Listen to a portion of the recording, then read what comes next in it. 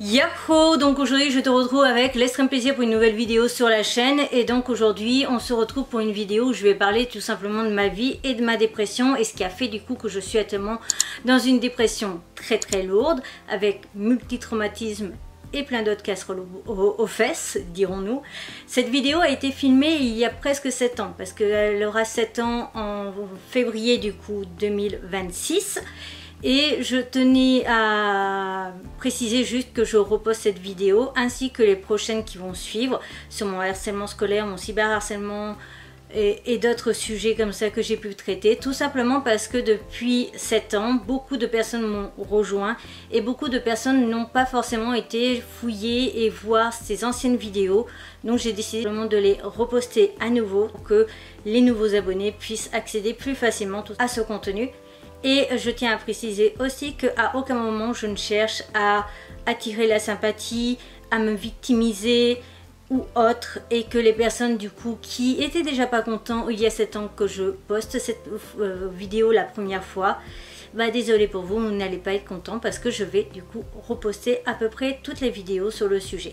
À part les vidéos qui ont 2 voire 3 ans grand max, je te mets de toute façon là la liste des vidéos que je reposte, et je vais te mettre du coup après celles que je ne vais pas reposter parce qu'il y a 2 ans à peu près, elles sont encore à jour, et au pire il suffira juste d'aller dans la playlist pour aller voir du coup ces vidéos en question. Voilà. Donc bon visionnage, et n'hésite pas du coup à me laisser un commentaire, je me ferai un plaisir de t'y répondre. Yahoo petit Bancha, j'espère que tu vas bien, j'espère que ta journée s'est bien passée. Aujourd'hui je te retrouve pour une vidéo assez différente de d'habitude et assez différente de ce que j'ai l'habitude de présenter sur cette chaîne. Donc je pense que comme tu auras vu dans le titre, je ne vais pas passer par 4 chemins, je vais te parler tout simplement de ce qui a fait que je suis devenue dépressif, ce qui a fait que qui je suis maintenant, tout ce que j'ai vécu, tout ce que j'ai subi, et voilà. Donc pour les plus anciens, tu dois te dire ouais mais Ibi, tu nous as déjà fait une vidéo là-dessus il y a quelques années de ça, c'est vrai. Seulement cette vidéo, à l'époque, je n'étais pas prêt vraiment à m'ouvrir à des inconnus, hein. Je ne vous connais pas spécialement, voilà. Donc j'avais censuré un maximum, je n'avais pas tout raconté parce que j'avais peur que ce genre de contenu là ne plaise pas et n'intéresse pas. Et là je le fais pas non plus parce que ça va intéresser des gens, je le fais parce que y a des choses qui ont besoin d'être dites. Et je veux aussi, parce qu'en fait il y a pas mal de choses que je laisse plus ou moins en flou à certains abonnés. Et en fait j'ai décidé, comme je l'ai toujours dit, d'être un grand frère pour mes abonnés. Et un grand frère se doit de ne rien cacher à ses petits frères et à ses petites sœurs. Un grand frère se doit de protéger les autres et justement d'être aussi un modèle. C'est-à-dire qu'en fait, je ne prétends pas que ma dépression et tout ce que j'ai vécu soit synonyme d'admiration. Mais c'est plus que je sais que déjà lors de ma première vidéo, j'ai eu beaucoup de personnes qui ont commenté me disant qu'ils ont aussi vécu des choses pas très cool et compagnie. Je dis pas très cool pour rester flou, pour voilà, pour englober en gros, mais que voilà, certains avaient vécu comme moi le harcèlement scolaire, le problème de la famille, etc. Sauf que comme j'ai tellement censuré cette vidéo, il manque tellement de choses que je me suis dit que c'était le moment, et que j'étais prêt aussi, parce que ça fait 1 an que je recule pour faire cette vidéo, que j'étais prêt maintenant à tout dire, à tout balancer. Honnêtement, j'ai envisagé de faire un livre et c'est toujours en projet parce qu'il y a pas mal de choses que je ne vais pas aborder dans cette vidéo. Là, je vais plus te raconter tout, mais pas aborder certains sujets. C'est-à-dire pas, par exemple, développer comment je vois les choses par rapport aux adultes qui m'ont entouré, ou voilà, les professeurs par rapport à ma phobie scolaire et compagnie. Là, je vais pas aborder ces sujets-là. Je vais juste te raconter tout ce que j'ai vécu qui m'a fait du mal. Rien que tu vois, rien que l'idée de faire cette vidéo m'a fait pleurer pendant 1 semaine. Alors la faire, c'est encore plus compliqué. Voilà. Donc pour ceux qui ne le sauraient pas encore, ou pour les nouveaux peut-être qui n'ont pas tant que ça exploré ma chaîne, je suis du coup en dépression depuis des années. Donc c'est une dépression qui est actuelle, mais qui a commencé très tôt. Une dépression même enfantine, apparemment je crois que ça s'appelle comme ça, une dépression enfantine. Bref, donc ma dépression est due à énormément de choses qui se sont accumulées et qui font qu'en fait je n'arrive jamais à en venir à bout et je n'arrive jamais à revenir à la surface parce que tout ça s'enchaîne et en fait on me laisse pas, pardon, je suis désolée mais je vais forcément un petit peu pleurer ou avoir les larmes aux yeux, mais on me laisse pas en fait reprendre mon souffle et arriver à la surface de cette eau, de cet océan dans dans ces profondeurs d'océan dans lesquelles je suis depuis quasiment toujours. Donc on va commencer, hein. Donc je tiens à préciser pour ceux qui ne me connaissent pas, je suis un garçon, je suis né garçon et je suis toujours un garçon et je ne suis pas du tout en parcours trans.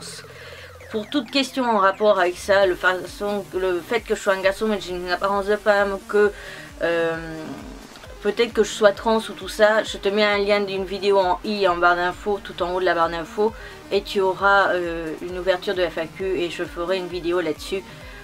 C'est dans les prochaines vidéos blabla comme ça que j'envisage de faire, mais voilà, tout simplement. Donc, je suis né garçon, je suis un garçon, je suis né un 8 juillet. L'année, je la dirai pas tout simplement parce que je refuse de dire mon âge pour des raisons que j'ai déjà expliqué sur des vidéos FAQ, donc je ne vais pas aller plus loin. Je suis née un 8 juillet. 3 ans plus tard, ma cousine la plus proche au niveau du sang est née en avril. Donc moi j'allais avoir 3 ans et elle venait de naître quelques mois avant en avril.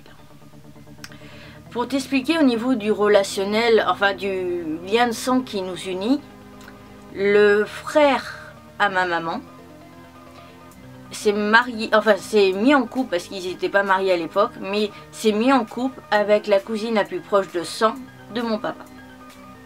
Ouais. Donc voilà. Donc ma cousine née, moi à cet âge-là, pas de réaction, hein, 3 ans, j'avais à peine 3 ans, je suis pas capable de dire du tout quelle a été ma réaction. Par contre ce qui s'est passé, c'est qu'à la naissance de cette cousine, on a commencé à nous comparer. Alors au départ on peut se dire ouais mais c'est rien. Attends. On a commencé à comparer les bébés. Le poids, la taille, le temps pour sortir. Parce que moi j'ai mis une plombe à vouloir sortir, à croire que je savais déjà ce qui m'attendait. Je dis toujours mais à croire que je savais ce qui m'attendait. Parce que crois-moi, si j'avais su je serais jamais sortie. Donc on a commencé à comparer les bébés. Quand tu as 3 ans tu captes un peu, tu vois qu'on te compare mais tu fais pas gaffe. Et puis, c'est tout le temps. Alors à savoir qu'on se voyait souvent pour les repas familiaux. Parce qu'on fêtait mon anniversaire, l'anniversaire de ma maman, l'anniversaire de mon papa, ma grand-mère maternelle, vu qu'elle avait un lien aussi avec le père de ma cousine, l'anniversaire de ma cousine, l'anniversaire de mon tonton, de ma tati, de son frère à ma cousine, parce qu'elle avait un grand frère, les Noëls, voire les Nouvel An. Donc au moins 10 repas par an. Voilà. Plus les repas style la Chandeleur, Pâques, voilà. Donc on se voyait au moins 1 fois par mois pour un repas familial. À chaque fois que je me pointais, à chaque fois que je m'approchais de ma cousine, au moment où tu rentres dans la pièce, où il y a tout le monde, vu que tu arrives chez eux ou que eux arrivent chez toi, du moment où tu t'approches de ta cousine, les critiques, les comparaisons. Les comparaisons sur le poids, sur la taille, sur l'âge, sur le fait que je sois plus petit alors que je suis née avant, que si, que là, ça n'a fait que ça. À 5 ans, j'avais déjà compris que ça s'arrêterait jamais. Et ça s'est jamais arrêté. On m'a jamais laissé tranquille là-dessus. C'était tout le temps, et c'était surtout que moi j'étais inférieure. Et le pire, c'est que donc à table, il y avait ma grand-mère maternelle qui n'a pas de mari. Enfin, voilà, moi j'ai jamais eu de papy. Il y avait les grands-parents, donc le couple côté ma cousine, donc les parents de ma tati. Il y avait donc ma tati, mon tonton, mon cousin, ma cousine, il y avait mes parents. Il y avait aussi un des frères de ma tati avec sa femme et ses 2 enfants. 2 garçons qui étaient encore plus grands que moi. Voilà. Donc tout ça, sauf ma maman, tout ça, ça me comparait à ma cousine. Tout ça, ça me rabaissait. Ça ne faisait que ça. À chaque fois que j'entendais qu'on me parlait de moi, c'était pour me rabaisser plus bas que terre. C'était pour me mettre en tant que sous-merde.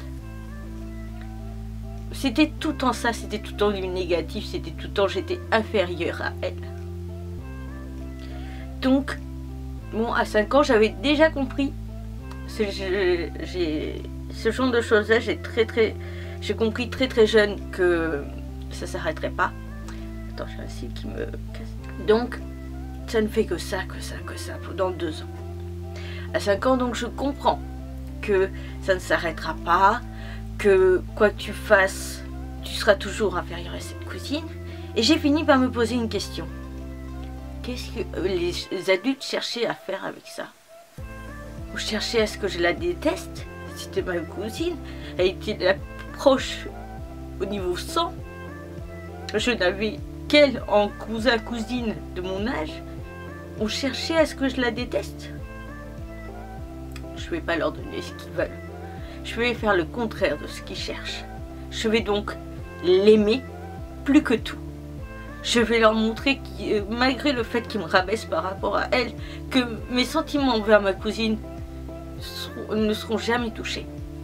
Donc à partir de l'âge de 5 ans, j'ai commencé à mentir, à mitonner comme pas possible, à faire semblant que je surkiffais ma cousine, que c'était pour moi limite l'amour de ma fille, que c'était la cousine que j'aime par-dessus tout l'univers. Alors qu'au fond, je la détestais. Et je la détestais à un point en fait où je souhaitais déjà sa mort. J'avais 5 ans. À 5 ans, c'est pas normal de penser tout ça. Franchement, c'est pas normal. Mais je me dis c'est pas grave. En dehors de ça, à 3 ans, je rentre en classe. Donc on va essayer de rester quand même logique au niveau des âges. À 3 ans, je rentre en classe et je tombe sur une instite. Oh putain, mais quelle merde! C'est le genre de femme, déjà que, à l'époque où elle était instite en maternelle, comme ça, en première classe, aucun élève l'aimait. C'était celle que tout le monde détestait dans l'école, dans le parcours scolaire qu'on avait eu, tout le monde la détestait. Mais moi, je suis enfant d'instite, d'une instite. Ma maman est instite, dans la même école. Et j'avais le droit de temps en temps à ce genre de réflexion-là. Parce que par exemple, dans la sieste, c'était l'heure de se lever, puis il y a une fois où j'ai traîné un petit peu. J'ai eu un coup de pied dans mon matelas, parce que c'était le matelas par terre. J'ai eu un coup de pied dans le matelas en disant, c'est pas parce que t'es gosse d'instite que tu dormiras une seconde de plus que les autres. Lève-toi. Sur un ton très agressif comme celui-ci, voire un peu plus. Ensuite, cette instite-là n'était pas très agréable. Il y a eu plusieurs choses comme ça, ou des rabaissements, des critiques. Mais pas grave. La scène est super sympa. La scène est un amour. Ça compense. Je continue mon école. 5 ans, j'arrive dans la classe de ma maman. Tout va bien. Jusque-là, tout va bien. 6 ans, le CP. Donc je suis désolée, à chaque fois je vais avoir pas mal de coupures parce que tout simplement la caméra se plante au bout de 10 minutes. Donc CP, je tombe sur un connard d'instit. Tout va bien. Le gars qui expliquait, enfin a mal fait l'apprentissage de la lecture. Et c'est là déjà qu'un fossé se creuse avec mes camarades. J'ai un problème de lecture. Je suis plus lent que la normale pour lire. Alors officiellement pour l'instant je ne suis pas encore reconnue dyslexie dysorthographique parce que je n'ai pas fait les tests officiels. Mais on pense très clairement, surtout que ma maman est instite et qu'elle a eu des formations par rapport à ça. Voilà. Bref. 7 ans, l'instite la pire que j'ai eue de toute ma vie. Une horreur. C'était le genre d'instit qui passait son temps à hurler, à renvoyer chier. Et comme moi j'étais pas fichue d'arriver à suivre la matière français, et bien souvent je me faisais engueuler et tiens le gosse d'instit, t'as qu'à aller me remplir ma bouteille, ça t'occupera vu que t'es une merde en français. Voilà. C'était ce genre là, c'était... Franchement, c'était la pire des pires qu'on pouvait avoir. Et au collège, j'en ai eu une aussi qui était pas mal, mais limite, elles auraient pu être sœurs. Donc, CE1, 7 ans. À 7 ans, je vais déjà voir la première psy. Pourquoi? À cause de ce problème avec ma cousine. Et un problème avec une autre cousine. Bref, toujours est-il, cette cousine aussi, je la déteste et je fais des cauchemars pendant toutes les nuits. Soit que cette cousine qu'on va appeler A brûle comme Jeanne d'Arc, soit qu'elle saute d'un bateau de pirate avec les requins en dessous, ou les crocos. Ouais, Peter Pan, ça aide. Et soit sinon, c'était toutes les nuits, c'était ma tati. Parce que c'était elle qui avait donné naissance à ma cousine et puis c'était elle à l'origine de toutes ces critiques et de toutes ces remarques. Donc à 7 ans déjà je ne vais pas bien et il y a vraiment un problème dans ma tête et je commence à avoir des envies de métier pas très logiques pour un enfant de 7 ans.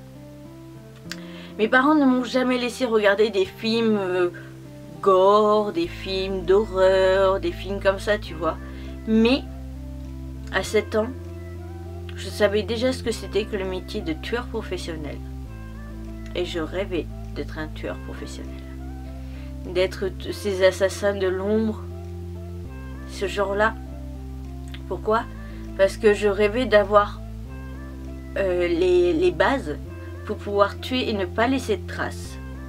Pour pouvoir tuer ma tati et ma cousine. Donc, sa fille. Donc, ma cousine C, on va dire, que je te parle depuis tout à l'heure, qui est née avec 3 ans de moins que moi. La cousine A est plus vieille que moi. Et voilà, donc c'était ça. Et mon plus grand rêve, ça aurait été d'apprendre à tuer en cachette. Comme ça, les gens que l'on ne retrouve jamais, empoisonner une personne ou quoi que ce soit. Et pouvoir tuer ma tati, ma cousine, son frère. Pas mon tonton parce que c'était le frère à ma maman et donc pas touche. Mais voilà. Donc ça ne va pas traîner dans ma tête. À 8 ans, il y a juste le fossé de l'école. Du français et tout ça. Nasty qui essaye de m'aider, mais tant bien que mal. Et là, vu que mon cousin, donc le grand frère de C, est plus vieux, il est de l'âge du collège, et qu'il a un autre cousin, donc en fait c'est le frère de ma tati, au niveau du père, ma tati, donc je te parle depuis tout à l'heure, elle a un frère qui habite pas loin, il y en a un autre qui habite très loin. Ce frère là a 2 fils, un qui a le même âge que le fils à ma tati, je sais pas si c'est très clair. Mais donc 2 garçons qui sont déjà à l'âge du collège, l'âge du changement de corps, on va dire, de tous ces trucs, voilà. Alors ça, je tiens à dire que cette partie-là, je ne l'ai jamais dit même à mes parents. Donc mes cousins, un peu plus grands, commencent à avoir tout ce truc de la sexualité. Les envies, les hormones, enfin les hormones, tu vois ce que je veux dire quoi. Et étant déjà naturellement, physiquement et à apparence assez différente d'un garçon basique, je commence à subir des touchements. Alors, ils me tripotaient. Je devais tripoter ce qu'il y avait dans leurs pantalons. Voilà, on était tous à chaque fois dans les repas familiaux dans une pièce à regarder des DVD, tout ça. Et je me faisais tripoter aussi. C'était ça, c'était dès que... En fait, vu que je jouais aux consoles portables, comme il y avait des fois où j'étais bloquée, si je voulais qu'on me débloque au niveau de mon jeu, j'avais pas le choix, je devais passer par être touchée. Au départ, je ne comprenais pas, je savais pas trop ce qui passait, et puis en même temps je savais que mes cousins me détestaient. Et que d'une façon ou d'une autre, c'était leur façon de me punir. Donc, j'ai fermé ma gueule. Et puis comme ma mamie maternelle, vu que c'est celle qui était en lien avec cette famille-là, vu que c'était la mère de mon tonton, comme il a toujours fallu fermer sa gueule pour ma mamie maternelle, et ben j'ai rien dit. J'ai jamais rien dit du fait que mes cousins me tripotaient, me forçaient à les tripoter, que des fois j'étais obligée de m'allonger sur eux dans le lit et d'avoir des mouvements de hanches comme si on le faisait, même si on était habillés. Et d'autres choses encore plus dégueulasses.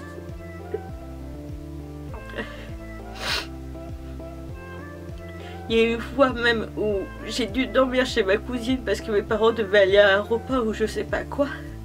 J'ai dû finir la nuit dans le lit de mon cousin. Il n'y a jamais eu de pénétration, mais on faisait quand même subir des choses. Tout ça parce que j'étais différent, parce que je n'étais pas aimée et parce que on me faisait comprendre que si je subissais ça, c'était que je le méritais d'une certaine façon. Donc à partir de 8 ans, oui j'ai été... je suis désolée, j'ai été obligée de couper parce que c'est pas intéressant de voir une personne pleurer, c'est... voilà. Donc je préfère couper et attendre que ça passe un peu. Donc à partir de 8 ans, attouchement par 2 cousins. Voilà.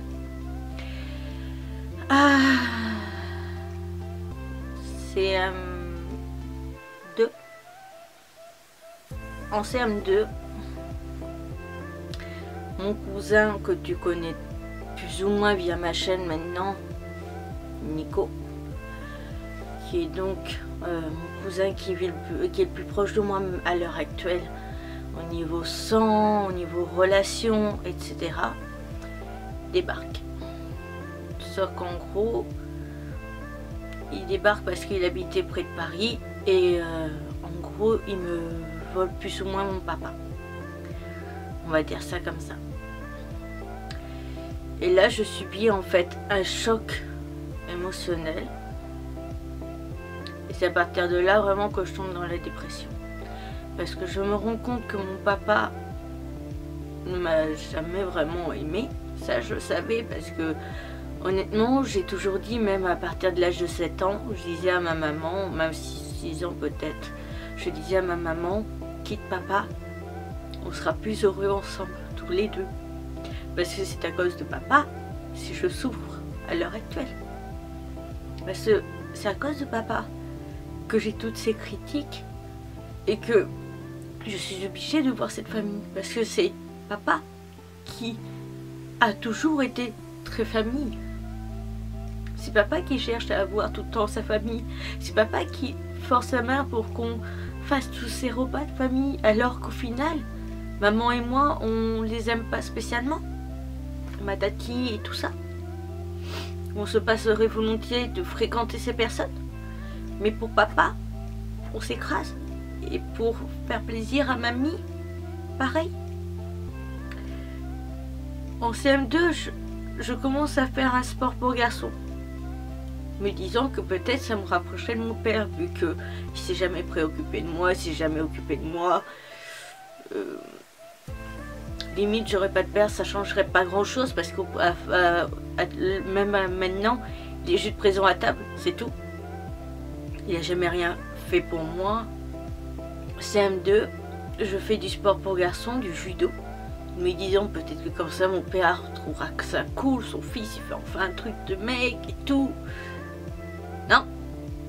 Comme il y a mon cousin Nico qui a débarqué et qu'on doit s'en occuper, je préfère aller voir le foot.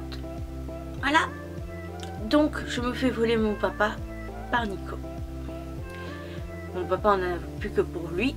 Je peux crever la gueule ouverte, il a rien à foutre. Et je subis un choc tellement fort émotionnellement que ça a coupé ma croissance. C'est pour ça que je dis que j'ai un corps de CM2. Parce que ce choc émotionnel, avec tout ce que j'avais déjà encaissé, était trop compliqué pour moi à gérer. Donc j'ai eu un choc émotionnel qui a tout stoppé, qui a empêché la suite. Donc depuis le CM2, je n'ai jamais grandi, je n'ai jamais changé. Et à l'heure actuelle avec ma psy, on pense même que plus ou moins mon âme est restée bloquée à cet âge-là. D'où ma chambre. Voilà. Puis commence, après CM2, le collège. Génial. Au collège, je commence à subir du harcèlement scolaire. Tout va bien. Donc ça commence par 2 filles qui en avaient après moi parce que déjà j'étais un garçon mais j'avais les cheveux longs, que je voulais pas qu'on y touche et tout, que j'étais pas spécialement masculin vu que déjà les autres garçons avaient commencé à avoir une carrure plus masculine, tout ça quoi en fait. Et moi non. Donc voilà, et puis c'était... Je sais, j'ai jamais compris en fait vraiment trop ce qui a déclenché, mais ces 2 filles en avaient après moi.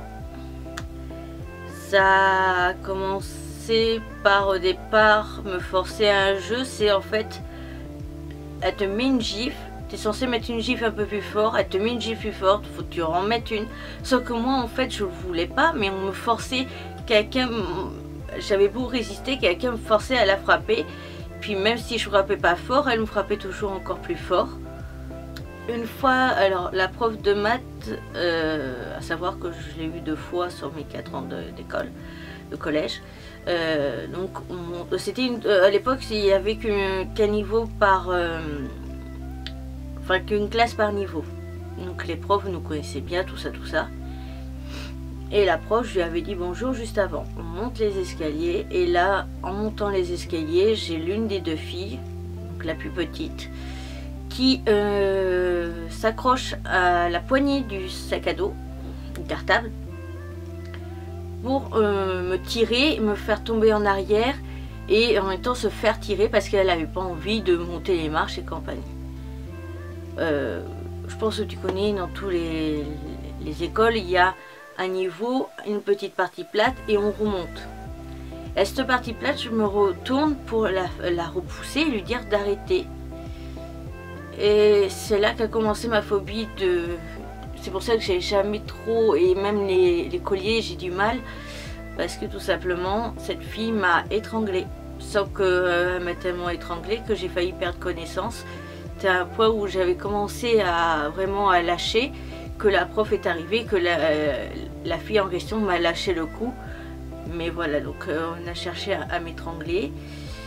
Donc ça a continué plus ou moins. C'était des insultes, des critiques, des remarques sur le fait que mon corps n'évolue pas alors que tous les autres garçons commençaient déjà à devenir des garçons. Mais c'était à un point où j'ai commencé très vite. Pendant cette année-là, c'était quasiment en novembre, je crois. J'ai commencé à m'automutiler. L'automutilation a commencé. Donc ça, je me rappellerai toujours quand c'est que ça a commencé, parce que c'était dans un cours d'histoire géo et que la prof en question, je l'appréciais énormément et je l'apprécierai toujours. Parce que justement, comme elle savait que ça allait mal et que c'était un tout petit collège pour la première année, elle me gardait avec elle pendant les récréations quand elle pouvait, quand j'avais eu cours avec elle avant, que j'avais cours avec elle après, etc. Donc je me rappellerai toujours comment j'ai commencé l'automutilation, et donc j'ai commencé l'automutilation. Et puis comme ça faisait rire les 2 filles en question, et puis qu'elles en avaient rajouté 2 autres à leur clique, ça a continué par on m'a coupé les cheveux. Donc ce que actuellement est court ici, chez moi, ça date de cette époque. Je l'avais gardé au départ, j'ai commencé à refaire pousser cette partie là qu'il n'y a pas très longtemps, parce que j'avais gardé ça d'une certain signe de rébellion. si on peut dire ça comme ça. Je me rappellerai toujours que c'était tout simplement en plein cours de maths cette fois-là, où vu que j'avais les cheveux assez longs, j'aimais pas trop les avoir comme ça en queue de cheval, et je les avais attachés en tresse, et pendant le cours de maths, elle a coupé la moitié de d'une des parties de la tresse qui était les cheveux de dessous en fait. Au départ je me suis dit, elle a dû mitonner, elle a dû faire semblant ou avoir un truc qui fait peur, qui fait croire que c'est du ciseau, mais voilà. Et le soir en rentrant chez moi, je détache ma tresse pour m'attacher les cheveux en couette pour le soir pour dormir. Et là je vois mes cheveux tomber par poignée et elle m'avait réellement coupé les cheveux. Voilà. Alors à chaque fois mes parents, au départ j'ai essayé de tout cacher. D'ailleurs l'automutilation, j'avais réussi à lui cacher à ma mère, vu que c'était l'école d'à côté. J'avais réussi à lui cacher jusqu'à avril je crois. Et là il y a justement la plus grande des deux filles qui commençait à m'emmerder. Donc c'était la plus grande qui m'avait coupé les cheveux d'ailleurs. Ça a été derrière moi en maths. Et la plus grande, connaissant ma maman, vu qu'elle avait eu un astite juste avant, elle est allée lui cafeter que je me faisais des... Elle avait appelé ça des griffures à l'époque. Donc l'année de 6e, honnêtement, ça n'a pas été la pire. Les pires, c'était les 2 autres années enfin les 3 autres années qui ont suivi. Alors pourquoi je dis 3 autres? Bah si, on voit que ça passe au niveau du truc. Mais en fait, à savoir que j'ai redoublé. Voilà, ma 5e, je l'ai redoublée tout simplement parce que je subissais trop de choses à l'école, trop de choses à la famille et tout ça, que je n'arrivais pas à penser, que je n'arrivais pas à me concentrer sur les cours, que les cours c'était devenu tellement mais sans intérêt, parce que je ne voyais pas l'intérêt de me concentrer sur ça, alors j'étais tellement mal, tellement malheureux. Donc le collège dans lequel j'étais a fermé. Et donc on a été transféré sur une autre partie du collège, qui était un collège assez imposant parce que c'était un collège de 900 élèves. Maintenant, à l'heure actuelle, il est déjà à 1200, je crois, ou plus de 1000 élèves, ça c'est sûr. Donc en gros, une vraie boucherie, quoi, j'ai envie de te dire. Voilà, une usine. Donc, j'avais quand même un avantage, c'était que le directeur et le sous-directeur me connaissaient. Me connaissait bien ma maman, parce qu'en fait le collège où j'ai été transférée, c'était le collège principal qui était relié à mon école primaire. Donc voilà, il connaissait ma maman, il me connaissait aussi de nom parce que j'avais le même nom de famille que ma tati, avait eu il y avait eu mon cousin qui était passé juste avant, donc ma tati est une grande gueule, donc forcément voilà, j'étais plutôt connue. Et là, ça a été carrément la descente aux enfers. Je ne passais pas une journée sans m'automutiler, tellement qu'il se passait tous les jours quelque chose. Donc je vais te dire même que pour ces 3 années de collège, toutes les pires choses possibles et inimaginables, je les ai subies. Je vais essayer de te dire quelques points, mais je ne vais pas chercher à me rappeler de tout, parce que je peux pas, parce que... Si je me rappelle de tout, pour oublier la douleur que j'aurai aujourd'hui, je devrais recommencer à couper mes bras. Sachant que l'automutilation, c'est pire que la drogue. Quand tu commences, tu sais jamais quand tu pourras t'arrêter. Donc, comme j'avais un problème au niveau de mes genoux, je ne pouvais pas faire de sport, donc je n'avais jamais de sac de sport, donc de vêtements de rechange. Habillée sous les douches, on m'a poussé dans les douches pour que je me prenne l'eau en plein mois de décembre. Voilà. Voilà, ça c'était pour la première année. On m'a poussé 2 fois dans les escaliers pour que je loupe 4 et 5 marches, donc je me suis tordu les chevilles à un point où je pouvais plus poser le pied par terre et que j'ai fini avec des béquilles pour au moins quelques jours, histoire de soulager le pied. Voilà, enfin la cheville. Alors les tables, il y avait ma table qui était comme ça et une table au milieu et là il y avait le tableau. La table là, la fille juste la plus proche de moi en fait, au niveau de la table, prend ma trousse parce que en fait il y en avait une qui était contre moi, sauf qu'après il y avait tout le monde vu que c'était marrant. Et il pleure ou il dit rien et voilà, c'est rigolo, hein, voilà. Donc la fille me prend ma trousse et commence à me balancer tout à la gueule, en cours d'espagnol, hein, je précise. Donc au départ, elle commence par les stylos, la gomme, le taille-crayon, la règle. Et là commence à arriver le compas. Et là tu le vois qui te passe, mais alors hein, très très près. Et voilà, donc après il y avait le mur juste derrière moi parce qu'il y avait juste la place à peine de passer derrière, juste pour une personne assez mince pour passer derrière. Et après il y avait le mur, donc la prof elle entendait très bien les stylos et tout ça qui tapaient. Et au moment où je me prends le ciseau, parce que oui, elle a ouvert le ciseau et elle me l'a balancé. Et là où heureusement j'ai eu à la dernière seconde, j'ai décalé un tout petit peu la tête, ça m'est passé, mais ça a frôlé l'oreille, je l'ai senti. Encore j'ai eu de la chance, c'était la partie tu sais où tu mets tes doigts qui avait frôlé au niveau de l'oreille. Là la prof elle a pris le carnet et elle a écrit un truc. C'était la seule réaction qu'il y a eu, parce que les profs ils faisaient rien. Pareil, donc je me mutilais pendant tous les cours. Et pendant un cours, un des garçons de la classe a trouvé ça rigolo de hurler « Madame, madame, Ibi se mutile dans le cours ». La prof me prend, me met dans le couloir et parle avec moi. La seule chose qu'elle me trouve à me dire « Tu peux arrêter de faire ça pendant mon cours, s'il te plaît ?» Madame, si je fais ça, c'est qu'il y a quelque chose, non? Oui, mais tu peux juste arrêter de faire ça pendant mon cours, merci. Ok. Parce que de toute façon, ça n'a rien changé. Donc voilà, j'ai eu, après l'année d'après, j'ai eu carrément les bouteilles d'eau. On m'a versé les bouteilles d'eau, hein, vu que la douche avait été déjà faite. Voilà. Donc j'ai eu les bouteilles d'eau, pareil, en plein mois de janvier ou février, quand il commençait vraiment à faire très très froid.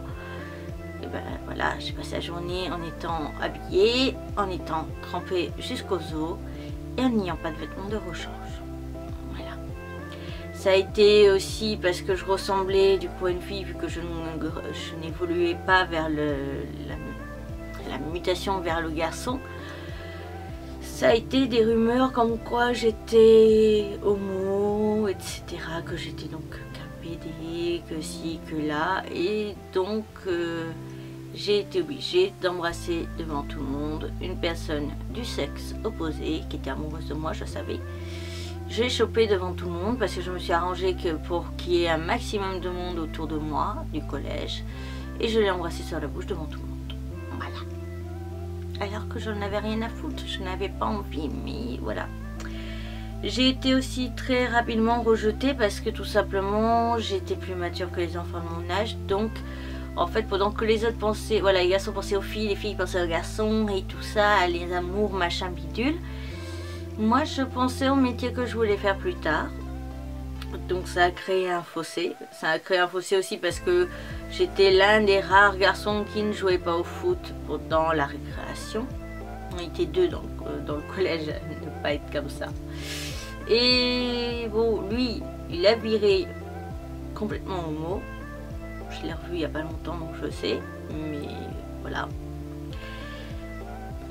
J'ai eu quoi d'autre? Poussé dans les escaliers. La rumeur donc de l'homo, balancer les trucs dans la tronche.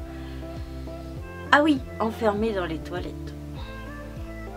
Et puis comme j'étais tout petit, en fait, je sais, entre parenthèses, escalader un mur, donc m'agripper sur un mur, être les pieds et les mains à même niveau, mais je suis incapable de passer par-dessus pour retourner dans le WC d'après. Donc j'ai été enfermée dans les toilettes. Ça a été aussi des réflexions comme quoi j'étais un monstre, que j'étais pas normale, que j'étais un démon. On a tagué mes sacs de cours. Donc tous mes sacs de collège ont été tagués avec des insultes, des démons, enfer, etc., des cris. En espagnol, il y a eu donc, on a évoqué la Picasso, à savoir que c'est mon peintre préféré, et j'ai pas fait attention ce jour-là, j'étais un petit peu dans la lune, j'en pouvais tellement plus de ce qui se passait que j'ai pas fait gaffe. Et la prof a demandé quelle était la période de Picasso qu'on préférait, la bleue ou la rose. La prof dit la rose, tout le monde lève la main sauf moi. Et au moment où elle dit la bleue, j'ai juste capté qu'elle était en train de parler de ça et je lève la main. Et là, c'était une des plus grosses erreurs que j'ai fait parce que forcément ça prouvait que j'étais différent des autres. Ça prouvait que... forcément, ça n'a pas plu quoi. Ça prouvait que j'aimais les trucs de mort, de gore, enfin voilà quoi, j'étais pas dans la période toute joyeuse de Picasso, non non, moi j'aimais les trucs, voilà.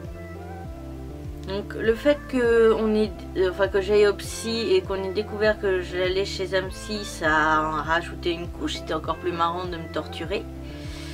Voilà, c'était...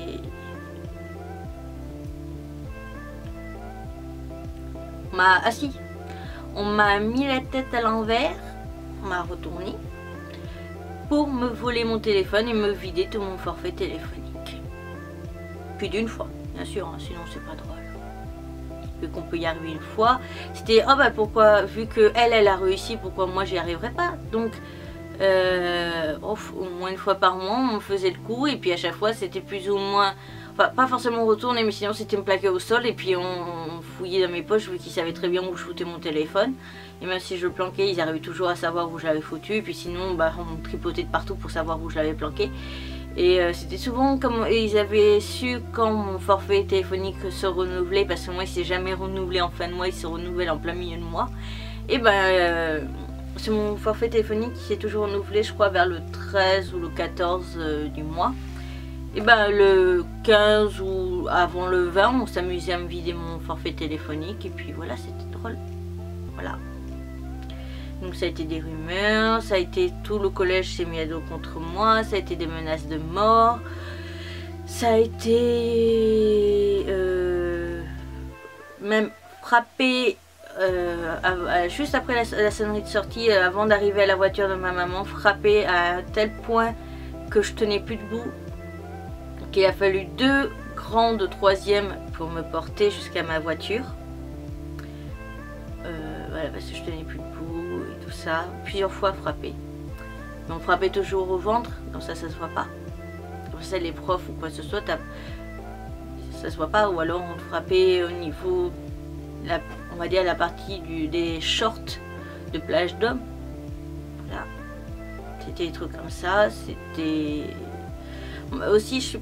Parce que forcément, en tout cas moi pour mes collèges et mes écoles, il fallait toujours passer par la salle, le vestiaire pour atteindre la salle de sport. La plus grosse connerie qu'a fait ces architectes. Franchement, ceux qui ont créé, dessiné les plans pour les écoles, ils ont vraiment merdé là-dessus. Donc je passe aussi dans les vestiaires et je me prends toutes les bombes de déodorant en spray sur moi jusqu'à ce qu'il les vide. Donc on m'a empêché de sortir, il y avait le plus gros le plus lourd devant la porte et ils me retenaient tous et ils avaient tous vidé leurs bombes de déodorant dessus. Donc forcément c'était des odeurs horribles, ça me donnait envie de vomir. J'avais des problèmes de maux de tête, donc très souvent j'en pleurais tellement j'avais mal à la tête, mais c'était parce qu'en fait je réfléchissais trop. Donc voilà. Puis mes parents mes parents ne m'ont... Alors, il y a un peu de tout par rapport à cette période scolaire, parce que autant je censurais beaucoup à mes parents pour éviter qu'ils s'inquiètent, parce que c'était inhumain ce que je vivais tous les jours, parce que c'était tout le temps. C'était tous les jours il m'arrivait quelque chose. Un jour on me poussait dans les escaliers, l'autre jour on essayait de m'étrangler, l'autre jour il y avait des boulettes assis. Pendant 2 heures d'histoire géo, je me suis pris une centaine de boulettes de papier de la part de toute ma classe. On était 27. Des boulettes de papier de meurs, crève, va en enfer, tu ferais mieux de jamais revenir. si tu restes l'année on te fera la peau, tu verras, le dernier jour de l'école on va te tuer et tout ça. C'était des trucs comme ça, c'était des trucs qui m'ont... J'ai eu droit aussi à pas mal de choses telles que les garçons aussi qui s'en prenaient pas mal à moi. Sinon c'était quand même assez les filles qui étaient méchantes, mais j'avais les garçons aussi qui s'en sont pris à moi parce qu'en fait j'ai pas eu de chance. Le garçon le plus costaud de la classe, mais aussi le plus populaire, qui était tombé amoureux d'une fille de la classe, que la fille de la classe était tombée amoureuse de moi. Alors là, j'ai eu tous les garçons qui me sont tombés sur eux. C'était... on m'a craché dans mes repas. On a attendu que j'ai le malheur de me lever pour aller chercher de l'eau ou du sel. Parce que voilà, moi les pâtes, elles étaient jamais salées, donc j'allais me chercher le sachet de sel et je revenais, en fait mes pâtes avaient été salées par une quinzaine de sachets.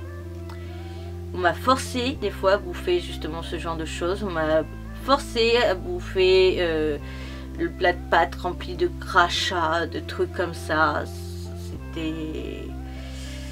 On m'a aussi forcé à... Alors il y avait en fait une flaque d'eau à côté de la porte de sortie de la cafétéria et je crois que c'était la viande. Je crois que c'était un steak haché ce jour-là. Ils avaient fait tremper le steak haché dans la flaque avec un peu de boue.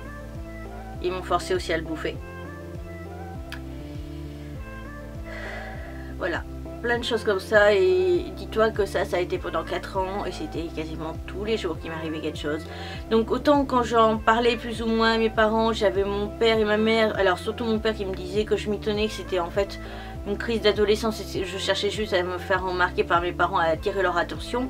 J'avais aussi le fait que mes parents, eux, ils ont une école, un collège et tout ça, où tout le monde s'aimait, tout le monde s'entendait bien, il n'y avait pas de chamaillerie comme ça et tout ça, donc pour eux c'était inconcevable que je vive tout ça, même si je le censurais à mort. Et en fait la dernière année que j'ai fait au collège, j'ai fini par craquer et pleurer tout le temps.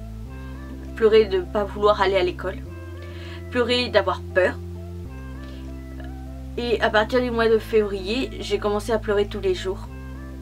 À chaque fois que j'allais à l'école, je pleurais parce que j'avais peur, parce que je ne savais pas ce qui m'attendait, parce que j'avais peur de ce qu'on allait encore me faire. Parce que ça aussi, une chose aussi qu'on m'a fait, c'est que comme j'aimais me mutiler, une fois, les camarades de classe m'ont mutilé. Ils ont pris tous leurs ciseaux et ils se sont acharnés contre moi. Et comme c'était pendant une paire, mais qu'à un moment donné on n'avait plus le surveillant pendant quelques minutes, et ben il y en a ceux qui étaient autour de moi, ils m'ont maintenu les bras contre la table, et il y avait donc au niveau de la classe, toute ma classe m'a foutu un coup de ciseau sur les bras. Et comme il y avait la classe d'à côté qui m'aimait pas non plus, parce que de toute façon ils étaient tous un peu alliés contre moi, parce que c'était tellement fun une personne comme ça à torturer qui dit plus ou moins rien, parce qu'au final personne ne bougeait son cul. J'avais beau demander de l'aide au professeur, personne ne réagissait. J'avais beau demander de l'aide même aux surveillants, il y en avait des fois qui tournaient les yeux pour ne pas voir ce qu'on me faisait. Et donc j'ai eu droit à 2 classes de 25 élèves qui m'ont tous foutu un coup de ciseau sur mes bras. Voilà. C'est ce genre de choses. J'avais plus ou moins de la chance parce que donc le directeur, le sous-directeur savaient. Comme les salles de permanence étaient en bas et que le directeur, le sous-directeur faisait comme des tours de garde, j'arrivais à avoir un code avec eux pour leur faire comprendre si ça allait ou pas pendant la permanence. Et une fois, je me rappellerai toujours, le sous-directeur qui entre, parce que je lui faisais comprendre que là j'en pouvais plus, j'avais vraiment envie de me buter, que le sous-directeur entre dans la salle de permanence, il ouvre la porte en grand, il hurle mon nom de famille, il me dit viens tout de suite, parce que j'ai à te parler et là ça peut pas t'attendre. Il gueule tellement fort que ça fait flipper tout le monde, que tout le monde se posait des questions. Moi j'avais très bien compris ce qui se passait, donc j'y vais. Et puis, il commence juste à me parler de tout et de rien. Juste me garder en dehors de cette salle de permanence qui était horrible. Et juste me garder pour me parler de tout et de rien, juste pour me protéger. Ça, je me rappellerai toujours. Parce qu'on n'oublie jamais, dans ces cas-là, les gens qui t'ont jamais rien fait. La preuve, à l'heure actuelle, vu que ma maman est astite, un de mes camarades de classe a un petit frère que ma maman a eu. Et ce garçon, quand je l'ai revu, je me suis rappelé tout de suite de lui parce que c'était le seul garçon qui m'avait jamais rien fait sur 4 ans d'école. Ce genre de personnes-là, on peut jamais les oublier. Jamais. Parce que c'était le seul qui m'avait jamais rien fait et qui m'avait même une fois protégée. J'ai été obligée aussi de mentir sur les cadeaux de Noël ou sur les vacances scolaires que je faisais parce que tout simplement j'étais classée comme gosse de riche juste parce que mes 2 parents avaient un travail et que sinon la plupart avaient qu'un seul parent qui travaillait, voire les 2 parents qui travaillaient. Mais alors je veux pas rabaisser ces métiers, mais c'est juste montrer que c'est pas une paye de ouf. Des parents comme caissière, femme de ménage, éboueur, etc. Et que moi mes 2 parents avaient des vrais, entre parenthèses, des vrais métiers où la paye était un peu plus importante. Donc je pouvais me permettre d'avoir de partir en vacances par exemple à la neige ou l'été. Sauf que mes autres camarades de classe, personne faisait ça. Donc j'étais obligée de mentir parce que j'étais classée comme gosse de riche. Et si je lisais même les cadeaux de Noël que je recevais, j'allais m'en prendre plein la gueule. Donc c'était toujours mentir pour me protéger, pour me cacher. J'étais plus moi-même. Et encore, à cette époque-là, jamais j'aurais modifié ma couleur de cheveux, jamais je me serais habillée comme je m'habille actuellement. Parce que si je m'étais permis ces détails, ça aurait été pire.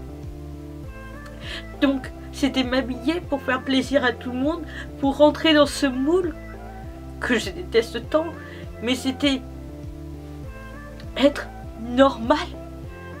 Je faisais attention à tout ce que je disais, tout ce que je faisais, tout ce que je portais, tout ce que je pensais pour me protéger et pour éviter encore plus la souffrance.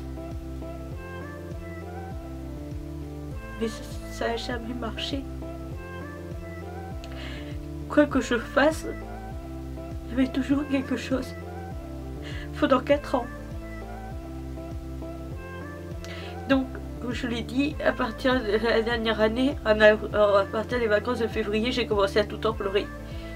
Et j'ai posé un ultimatum à ma maman, vu que c'était elle qui m'emmenait en voiture à l'école.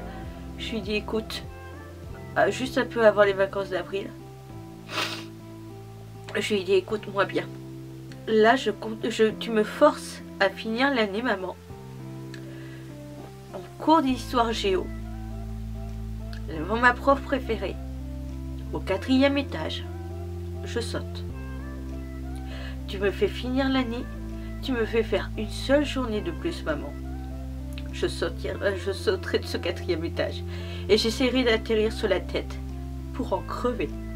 Parce que je ne peux pas tenir 1 minute de plus dans cette école de merde. Donc ce qu'il faut aussi se dire par rapport à tout ça, c'est que en plus du collège, j'avais toujours à la maison cette histoire de papa volé, donc de mon cousin, entre parenthèses pour moi mon frère qui m'avait volé mon père. Il y avait toujours cette histoire de famille qui me rabaissait plus bas que terre. Comme la 5e je l'avais redoublée, alors là c'était, ça y est, ça c'était la plus belle chose pour eux. Ça prouvait que j'étais gosse d'un style, mais pourtant j'étais qu'une sous-merde. La preuve, j'avais redoublé, ça prouvait que j'étais bon à rien, que j'étais qu'un déchet, etc.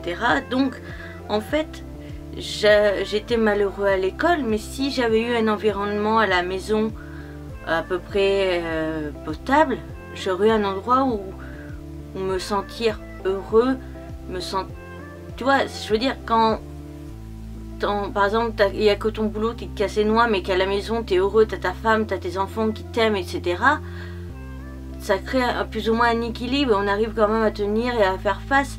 Mais quand l'école ça va pas, la maison ça va pas, la famille ça va pas, tu n'as aucun endroit où où tu te sens aimé, parce qu'au final, même si ma maman elle n'a jamais fait de critique par rapport à moi et ma cousine, mais je me sentais pas aimée par ma maman parce que je savais qu'elle fermait sa gueule pour faire plaisir à ma grand-mère. Et c'était un cercle vicieux parce que je n'attendais qu'une chose, c'était que ma mère sorte ses griffes telle une mère ours et grogne un bon coup et foute une patate aux personnes qui me faisaient des remarques, leur gueule dessus, leur disent bon ça suffit maintenant, arrêtez de l'emmerder, arrêtez de le critiquer par rapport à sa cousine, oui il est plus petit alors qu'il est plus vieux, oui il est plus gros et tout ça. Mais non, il n'y avait personne en fait pour me soutenir, il n'y avait personne qui m'aimait, je me sentais aimée de personne, je me sentais appréciée de personne. D'ailleurs, je l'ai toujours dit, donc je l'ai dit aussi pendant le début de la vidéo, que mes cheveux longs c'était toute ma vie.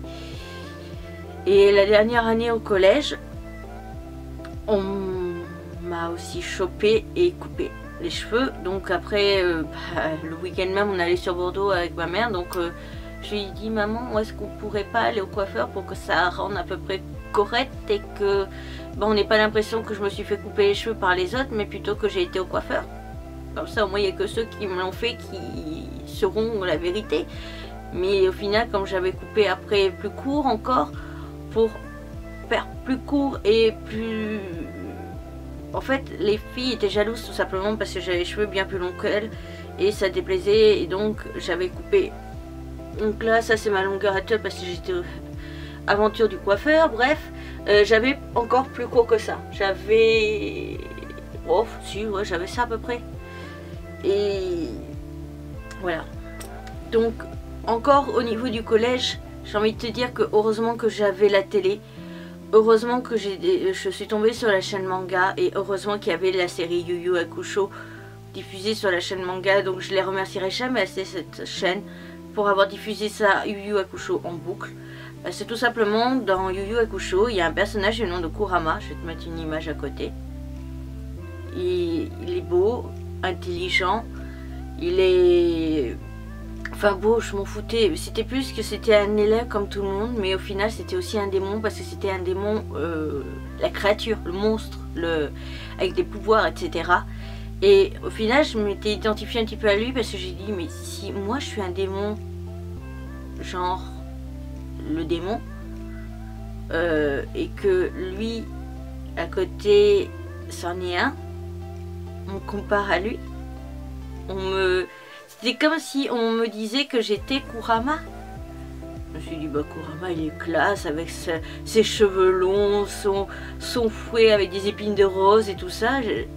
Donc ça a réussi plus ou moins à m'aider. Et puis les week-ends, les mercredis après-midi, je passais tout mon temps libre. Parce que ma maman était obligée de m'aider pour faire mes devoirs, parce que je n'arrivais pas à faire mes devoirs moi-même, parce que c'était pensé à l'école. Forcément les devoirs égale école égale tout ça. Donc je faisais vite fait mes devoirs dès que je rentrais, le vendredi soir par exemple. Et après je passais tout mon temps devant la chaîne Manga et je riais, je rigolais. Ma mère disait justement, et a toujours dit, que c'était marrant parce qu'elle m'entendait rire et agir par rapport à la télé. Et qu'elle m'entendait enfin rire, parce que ça faisait des années qu'elle m'entendait plus rire, que sinon je ne riais jamais et j'étais tout le temps dans le noir au final. Donc voilà.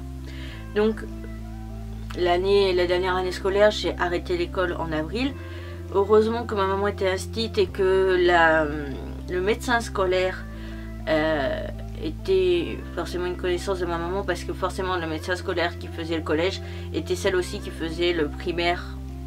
Donc elle a pu faire un papier comme quoi je faisais une phobie scolaire, et j'ai fini donc l'école à la maison. Mais ça, ma vie ne s'est pas arrêtée à ça. Donc je me suis mis dans le manga, tout ça, les conventions, et je suis tombée amoureux. Voilà, je l'ai dit, c'est fait. Voilà, parce que les gens de mon entourage ne savent pas du tout que j'ai été en couple. Et sauf ma maman, parce qu'elle a su à la fin. Donc voilà, donc j'ai été en couple. Un couple où... en fait, un couple très néfaste. Très mauvais pour la santé. C'est autant je me sentais aimée par cette personne. Mais autant... ça pouvait pas être tout beau. Non. Je me faisais frapper. Voilà, j'avais trouvé l'amour entre parenthèses de ma vie. J'ai trouvé quelqu'un qui arrivait à me rendre plus ou moins heureux. Je me sentais vraiment aimée. Mais à côté de ça, c'était une personne qui me frappait. Mais aussi qui me rabaissait constamment et qui faisait de la torture mentale sur moi. Voilà. Donc c'était tout le temps des réflexions pour taper sur mes complexes, c'est-à-dire par exemple ma petite taille alors que la personne avec qui j'étais était bien plus grande que moi en taille. Donc c'était tout le temps des critiques, des remarques, dès qu'il y avait un truc, par exemple que j'allais dans une boutique manga et que j'arrivais pas à attraper l'étagère du haut, c'était une réflexion comme quoi j'étais trop petit, mais c'était pas en mode tout mignon, enfin tu vois, c'était vraiment pour faire mal, pour détruire. Et je me suis quand même accrochée à cette personne pendant pas mal de temps. Tout simplement parce que j'avais l'impression qu'en restant quand même à ses côtés, je pourrais plus ou moins sortir de la dépression. Donc en fait, c'était pas réellement au fur et à mesure, c'était plus de l'amour. Mais c'était du peut-être qu'avec toi, en étant à tes côtés, je pourrais quand même sortir de cette dépression.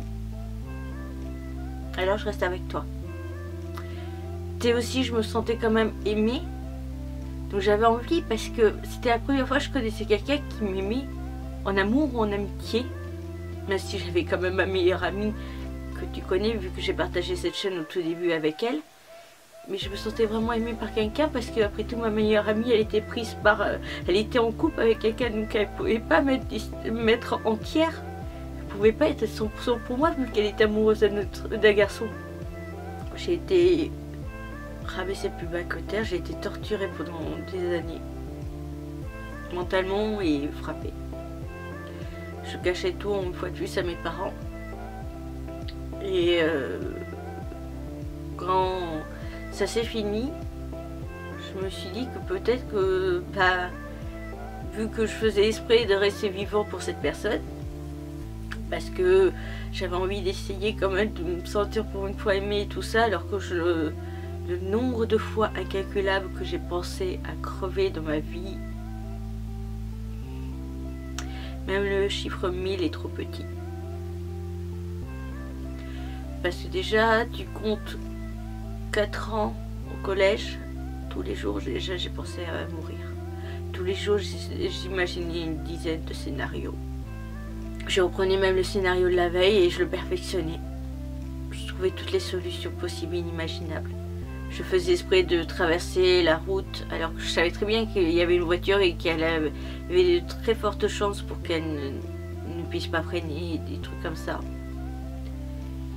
Et puis cette personne, j'ai eu de la chance, m'a jeté tel, comme je le dis, tel animal qu'on jette en plein été. Ensuite il m'a jeté en été. Et voilà. Alors, malgré tout ça, j'arrive pas en fait à oublier. J'arrive pas à me dire que c'est derrière. Parce qu'au final, il y a toujours quelque chose quand même pour me faire du mal. Maintenant, je suis à la maison, on me demande rien parce que je suis incapable, de toute façon dû à ma dépression et mon instabilité émotionnelle, d'avoir un travail. Donc on me demande rien, je fais YouTube, ça me rapporte que dalle, mais ça fait plaisir aux parents parce que ils disent que c'est comme un travail parce que j'y passe mes journées et que au final il y a quand même 2-3 euros qui rentrent, enfin 2-3, une dizaine. Et malgré tout ça, tu pourrais te dire ouais mais tu pourrais sortir de ta dépression. Bah non, parce que j'ai toujours mon papa avec moi et que mon papa tout le temps, très régulièrement, tous les jours, mais presque, me fait pleurer, me fait hurler, me fait du mal, me dit des mots, des phrases qui font mal, qui font que je ne vais toujours pas bien, qui me maintient dans ma dépression. Donc c'est aussi pour ça que j'envisage dans 2 ans et demi, enfin que dès que ma mère prend sa retraite en fait, de déménager. Et voilà, parce que c'est mon père qui me maintient actuellement en dépression. Et surtout, mon cousin. Parce que mon cousin maintenant, depuis quelques années, il habite à 1 minute à pied de chez moi. À 300 pas, 350 pas précisément même. Ouais, c'est bien les applications pour compter les pas pour le sport. Bref, toujours est-il que ce cousin, donc on le fréquente tout le temps maintenant parce que c'est devenu comme mon frère, donc c'est les repas, tout ça, d'anniversaire et compagnie. Et on va dire mon frère, est alcoolique. Donc mon frère est alcoolique. Et dès qu'il y a un repas de famille, c'est toujours moi qui prends. Alors je me fais pas frapper.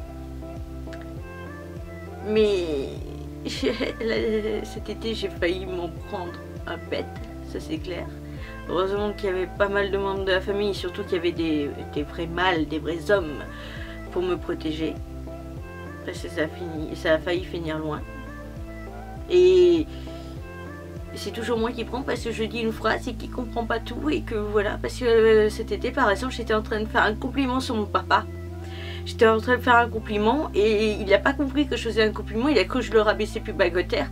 Et il m'a engueulé comme quand on ne rabaissait pas son père, comme quand on l'insultait, enfin on ne mettait pas son père plus bas que terre, on ne le rabaissait pas par rapport à ce qu'il faisait. Alors que j'étais clairement en train de faire un compliment, mais comme il était bêté, ben, il a pas compris. Et sauf que je me fais engueuler et que c'est une personne qui va pas lâcher l'affaire. Donc même si tu tais et tu l'ignores, il va continuer, comme je suis une personne assez sensible, mais au bout d'un moment ça fait mal. Ça fait mal parce que tu te fais engueuler alors t'as rien fait et que... Voilà. Donc c'est ça. Et... c'est pas grave, allez je vais le dire. Donc maintenant, ma vie est toujours un mensonge. Parce que au quotidien, je ne vais pas bien. Au quotidien, je continue de me mutiler de temps en temps. J'essaye de résister au plus possible. Mais là que j'ai récemment recommencé, je trouve ça fait tellement du bien de se mutiler que bah, je pense que je vais recommencer et ce ne sera pas qu'une fois tous les 36 du mois. Et la seule chose de positive que j'ai eue dans par rapport à tout ça, c'est en 2014 parce que mon père est passé premier adjoint au niveau de mon village.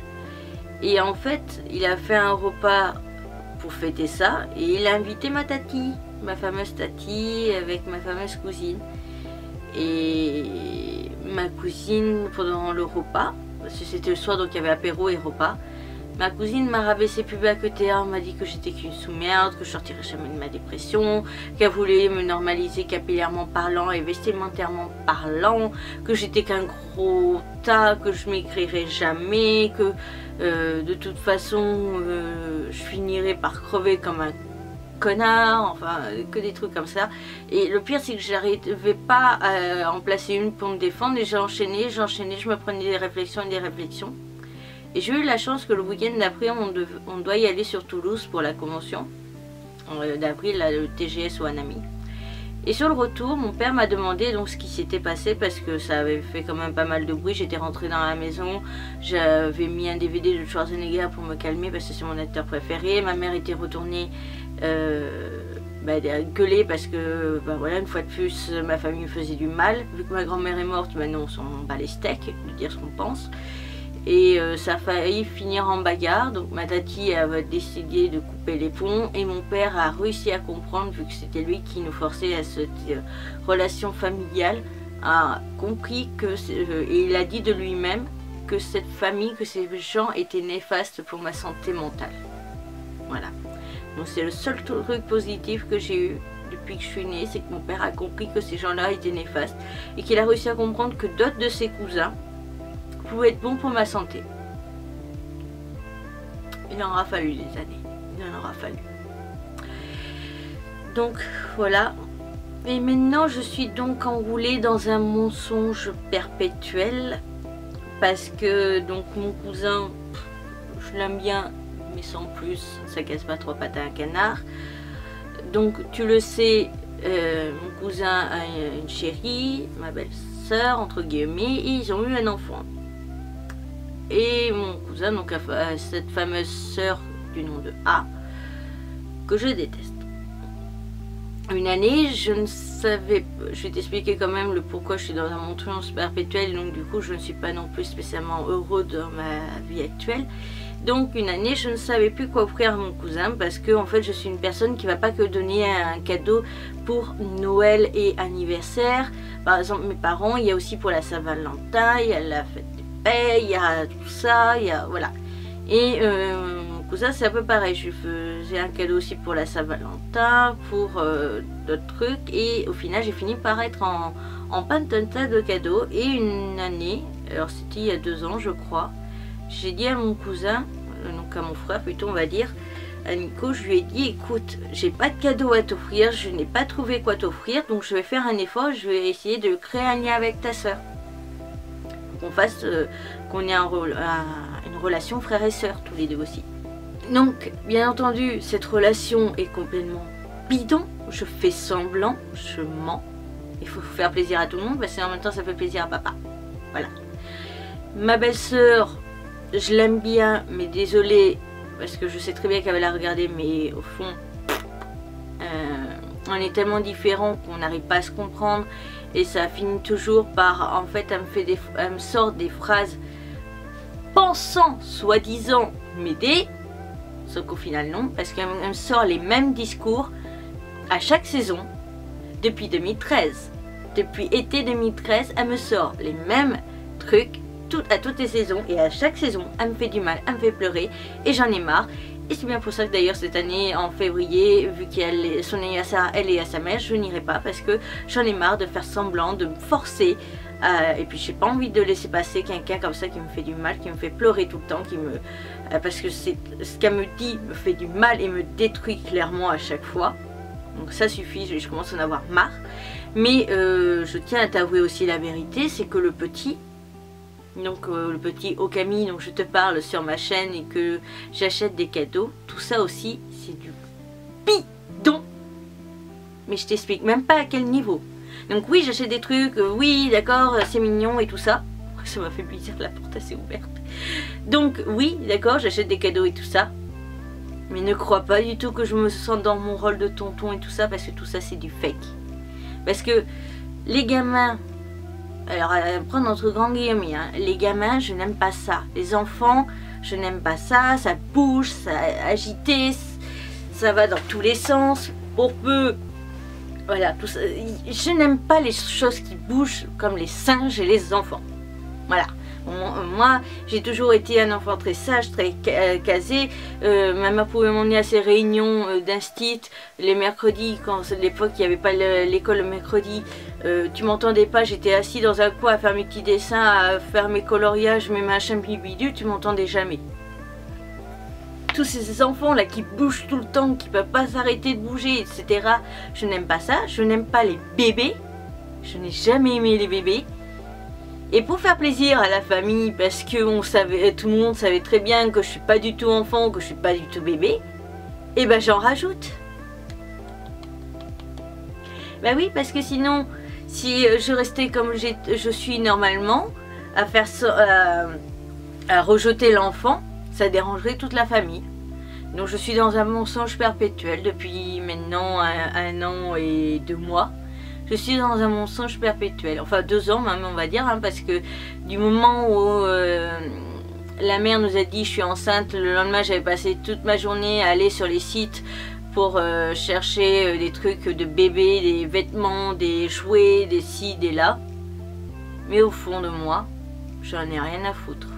Au fond de moi, le gamin quand je suis les cheveux blonds ne me fait pas de bisous, pas de câlins, j'en ai strictement rien à foutre, au contraire ça m'arrange. Et qu'on me fait le porter, parce que des fois je le porte pour faire plaisir, pour faire comprendre que ouais t'as vu, même si j'aime pas les gamins, finalement je l'adore ton petit, je l'adore Camille. Que dalle, que dalle. Voilà. Donc sache la vérité, c'est que toutes mes vidéos achat bébé sont vraies, j'achète réellement pour le petit, mais qu'au fond de moi, je ne l'aime pas et j'en ai rien à foutre. Voilà. Je suis désolée, j'ai été obligée de couper, il n'y avait plus de carte, plus de place dans la première carte mémoire.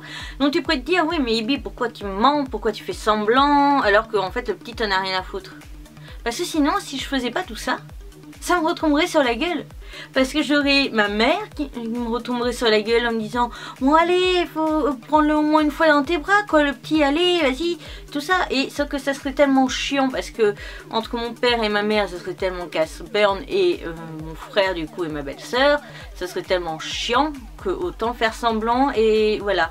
Sauf que de base, on m'avait bien fait comprendre que ni moi ni la sœur officielle de Nico serait parrain-parraine. Sauf qu'elle, elle a été choisie. Donc maintenant, c'est devenu une compétition entre ma cousine A et moi. Donc dès qu'elle se pointe, elle fait bien sûr je suis la tati et tout, je suis la marraine. Donc elle en rajoute plein, il faut qu'elle joue son rôle de marraine parfaite et compagnie. Sauf qu'elle sait très bien que... Ouais, en plus, le pire, c'est qu'elle joue avec moi parce qu'elle me lance des regards du genre, t'as vu, je m'occupe de lui, t'as vu, je fais la marraine et tout ça. Sauf qu'en plus on me l'a foutu ça aussi à l'envers par rapport à ça. Et donc ça j'ai très mal vécu. Parce que pendant 9 mois de grossesse, on te sort les parrains-parraines, ça ne fera jamais être Ibi et A. Ça me fait penser à la série La Pretty Little Liars. Bref, donc on me sort pendant 9 mois de grossesse, ça ne peut pas être toi ni A. Et finalement, en mars, le jour de l'anniversaire de ma maman, enfin le jour où on fait le repas d'anniversaire de ma maman, mon cousin me l'avoue, mais mon cousin a tellement de couilles qu'il me l'a sorti quand il était bourré. Ah oui, et il fallait bien un petit coup d'alcool pour annoncer ça à son petit Tibi que finalement il n'aurait ni le rôle de marin-marraine parce que bon, on a choisi quelqu'un d'autre et toi t'en fais pas partie. Voilà. C'est qui vit H24 avec, quasiment H24 avec eux parce qu'il habite à 1 minute à pied et qui doit y aller tous les 2 week-ends? C'est moi. Et c'est même pas moi qu'on choisit. Voilà. Donc tout ça a été une belle blague, mais tout ça me fait du mal forcément. Et donc c'est bien pour ça que j'ai hâte de déménager parce que j'en ai marre de faire semblant, j'en ai marre de mentir, j'en ai marre de cacher la vérité. Et c'est ma vie actuelle. Voilà. Donc ma vie actuelle est très fade, mais ma vie actuelle est comme ça. Et du coup, bah, j'en suis venue à un point, vu que l'automutilation c'est se blesser pour penser à la douleur physique et oublier la douleur mentale. Je suis devenue un drogué du travail et donc je suis devenue un drogué de YouTube, à travailler H24, à faire que ça, à vivre de ça, ouais, penser, respirer, dormir, YouTube, penser, YouTube, etc. Parce que c'est la seule chose qui me permet d'aller bien, c'est la seule chose qui me maintient plus ou moins stable au niveau de ma dépression, c'est tout ça, parce que entre la prise de poids aussi que j'ai eue, qu'on n'a rien compris et compagnie, voilà. Donc, merci YouTube d'être là. Merci à mes abonnés d'être là, parce que sans vous, je serais encore plus bas. Parce que là, je serais vraiment le... je sais même plus comment on appelle ça au Japon, là, le déchet de la société, en fait.